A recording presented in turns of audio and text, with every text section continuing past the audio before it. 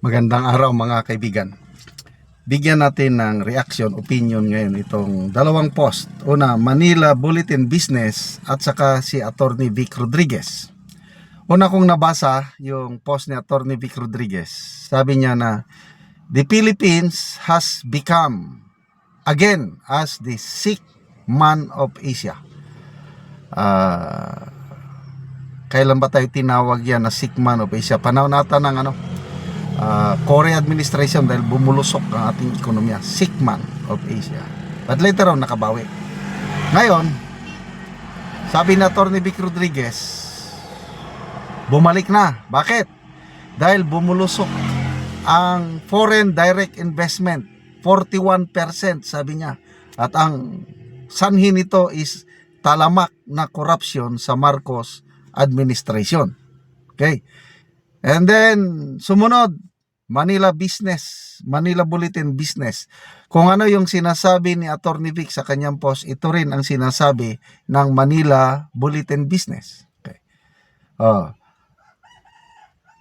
Sabi dito, the Philippines posted a sharp drop in foreign direct investment as increasingly cautious foreign firms dramatically reduce lending to their local units amid global interest rates and slow growth pressures. Net inflows of brick and mortar foreign direct investment into the Philippines fell to 494 million in August from 830 million in the same month last year, according to preliminary data from the Bangko Sentral ng Pilipinas. Ito na, Bangko Sentral na po ang nagsasabi. Taliwas sa sinasabi ng Pangulo. Nung nasa South Korea ang Pangulo, tinanong siya ng reporter tungkol sa mga foreign investors.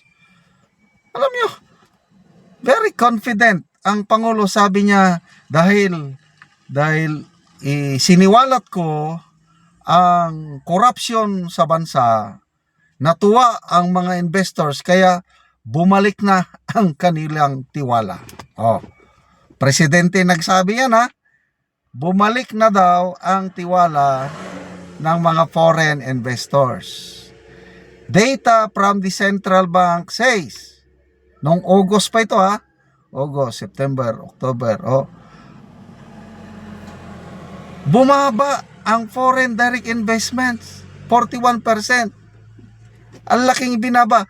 Ang ating mga kalapit bansa sa ASEAN, ang mga foreign direct investment nila, lalo na Singapore, billions of dollars. Samantalang tayo, 494 million lang.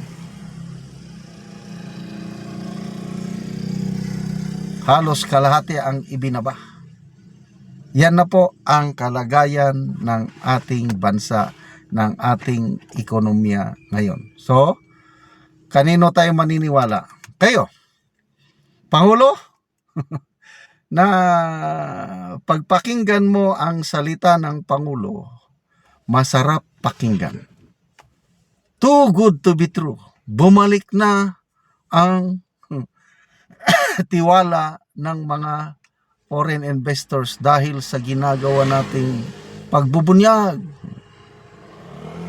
So ako, I'm sorry to say, halos wala na akong paniniwala ang salita ng Pangulo. Puros kabaliktaran ang sinasabi niya.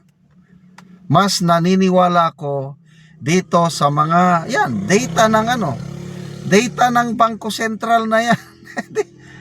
Siyempre, maniwala ako sa data, facts. Yung Pangulo, opinion lang niya yun. Sarili lang niyang interpretasyon sa nangyayari. Malapit nang matupad ang pangarap ng inyong Pangulo. Ano yung pangarap niya? Yung darating ang panahon, wala nang magugutom na pamilyang Pilipino. Ano yung survey ng SWS? Tumaas ang hunger rate ng mga sa Pilipinas. I think second quarter nasa 16.1% ang hunger rate. Third quarter naging 22%, tumaas ng 5.19%. These are scientific research, SWS. Padami ng padami ang nagugutom na pamilyang Pilipino. So kanino tayo maniniwala again? Sabi niya, malapit nang matupad ang pangarap niya. There's nothing wrong with this pangarap. Matandaanan ko tuloy nung inauguration niya. Ang sarap pakinggan. Lahat pa tayo nun, bilib na bilib sa kanya. Kasi hindi pa natin alam na nabudol pala tayo. Ang pangarap nyo ay pangarap ko. Palakpak naman tayo. Magkaiba pala tayo ng pangarap. Ibang pangarap nila sa Malacanang. Anong pangarap nila? Gumastos ng limpak-limpak na salapi. Pondo.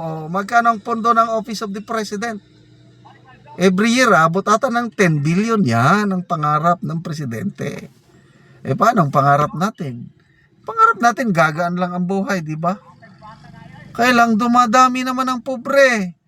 Dumadami ang mga nagugutom. Paano yan? Bayan, babangon muli. Ang nangyayari ngayon, pabulusok naman natong ekonomiya.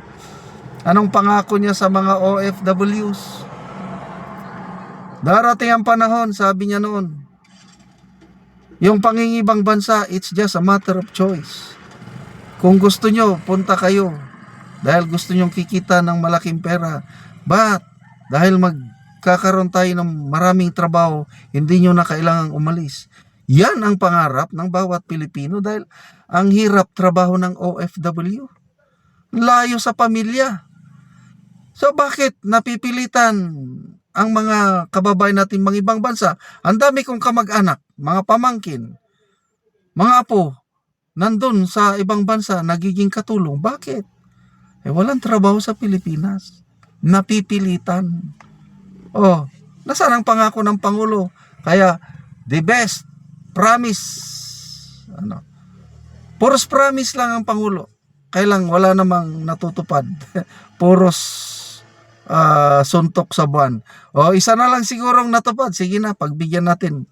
20 bigas meron na. Hihintayin pa nila na maglindol, magbaha bago sila magbenta ng 20 pesos per kilong bigas. The best president talaga ang meron tayo. Salamat mga kaibigan sa inyong pagsubaybay sa ating channel. Nakakatulong kayo ng malaki sa tribong Talandig ng Bukidnon dahil ang income natin sa channel na ito pantulong po sa tribo. Namimigay tayo ng libreng yero at pako para makapagpatayo itong tribo ng mas maayos na tirahan. Panoorin niyo ang video na ito. So, maing buntag na ako diri sa balay ni Lola. Kung bisitahon si Lola. So, maugid ng balay ni Lola di ay. Ayo! So, si Lola. So, mao ni ang balay ni Lola. So, kinanglan gid siya og yero. So, mao ni ang kahimtang ni Lola. So, gipang sapahan na lang og abaka ang iyang balay. So kung muulan, so luoy gud kay ang kahimtang ni Lola. So muni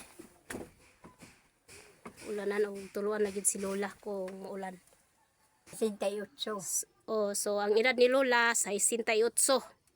So naka ikauban Lola.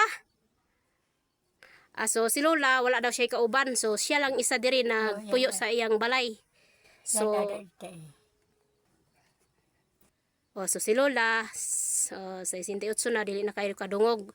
So mao gid na ilang kahimtang tuluan na gid kayo si Lola kung mag-ulan. Ginoo kay gina at hatagan ko. So si Lola senior na siya. Bantay ka. So mao ni ang anak nga motabang sa iya sa pag-atop sa iyang balay. So Doon. so tabangan niya iyang mama. Sa magsuhon.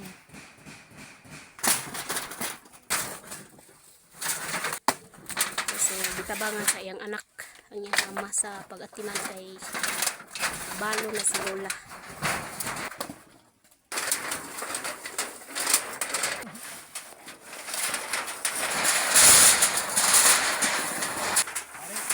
no?